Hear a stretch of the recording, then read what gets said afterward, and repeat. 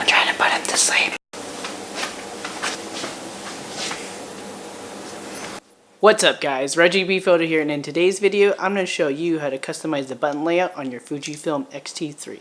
And I'm going to share my personal settings for wedding and portrait photography. Alright, let's get to it. First I'm going to try to put my son down for a nap.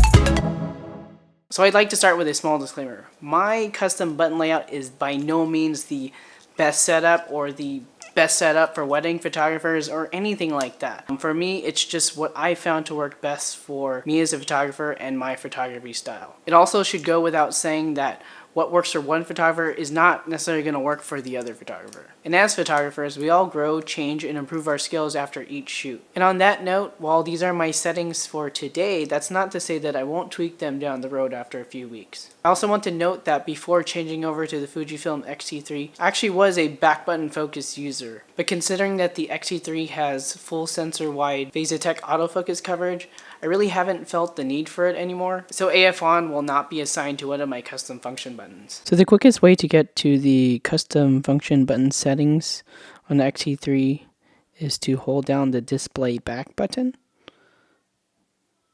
And once you hold that down, you will get all the options for the function button settings. So we're just going to go in order here. So for the first button, function 1, which is this one at the top here, I just keep that at the default Bluetooth setting. And this turns Bluetooth on and off just in case I want to send an unedited JPEG over to my phone to share either to Instagram story or just to show it to somebody. And then the second function button here on the front by your right index finger or middle finger, I have set to face detection. I like to keep that there so I can turn on face and eye detection on and off while I'm shooting, either from a portrait setting or if I need to turn it off quickly if there's going to be multiple faces in the scene, something like that. And continuing here, I have function 3 set to AF mode. This is so that I can change from single point to tracking, that kind of thing, throughout the day. This is pretty useful. For the next one, I have that set to white balance. Usually I leave it on auto, but if I do want to select a certain white balance for that shoot, or especially during when I'm shooting videos, this is where I set that. And that's just the left D-pad right here.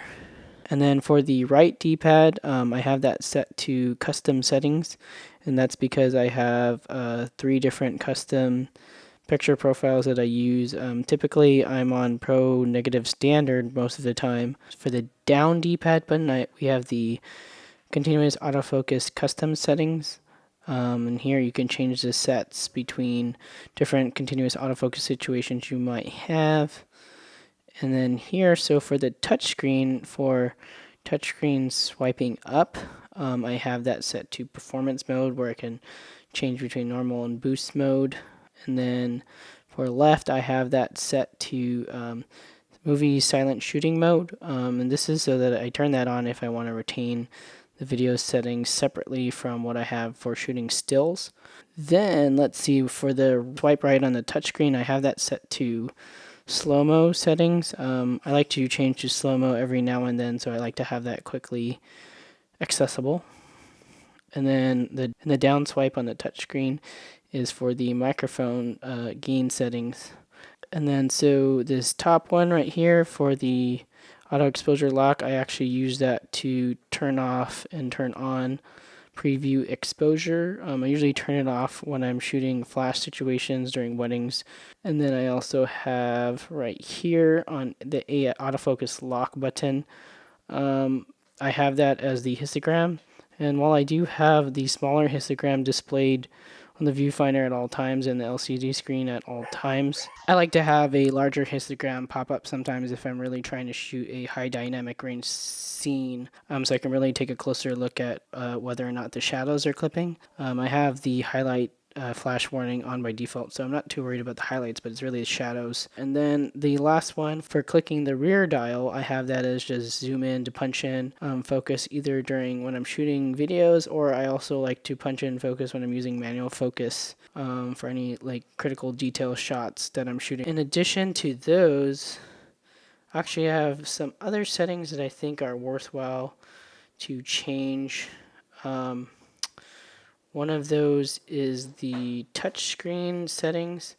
So that is down here. And basically, I like to set that so that there's a specific area of the touchscreen that is sensitive while I'm using the viewfinder. And since I am right eye dominant, my nose is usually hanging out on the left side of the screen. So I set that so that the right side is effective when the EVF is activated. That way I can still move around the autofocus point if I need to with the touchscreen. Typically I just use a joystick, but this is a nice touch just in case I need it. And then two other settings that I like to set up are the command dials. So for the command dial, during a wedding situation or anything that's really, really high pressure and you need to think quickly, change your settings quickly, I actually set the ISO and shutter speed dials to be actually controlled by the command dial. So for that, I have the front dial set to change ISO, and then I also have the rear dial set to change shutter speed. For shutter speed, you want to set the dial to T mode, which is timer, but that lets you change from the slowest to the fastest shutter speeds. I'm just using that rear dial. And then for the front dial, you have to put it on auto mode, but then if you change this setting here, this actually changes the auto ISO to be controlled by the command, and then you can toggle between all the ISO settings and actually all your auto ISO modes as well. So this really provides a lot more flexibility and control in a quicker fashion than if you were just to be controlling this knob. If this video helped you out, please let me know by hitting the thumbs up button. And since we all can learn from each other, share in the comments below what your custom button layout is, and also include what type of photography you shoot. And if you're on Instagram, follow me on ReggieB Photos to see all the photos that I create with this camera. And of course, please subscribe to this channel for more photography and X-T3 content. Alright, that's it for me. Go out and shoot, and I'll see you guys in the next one.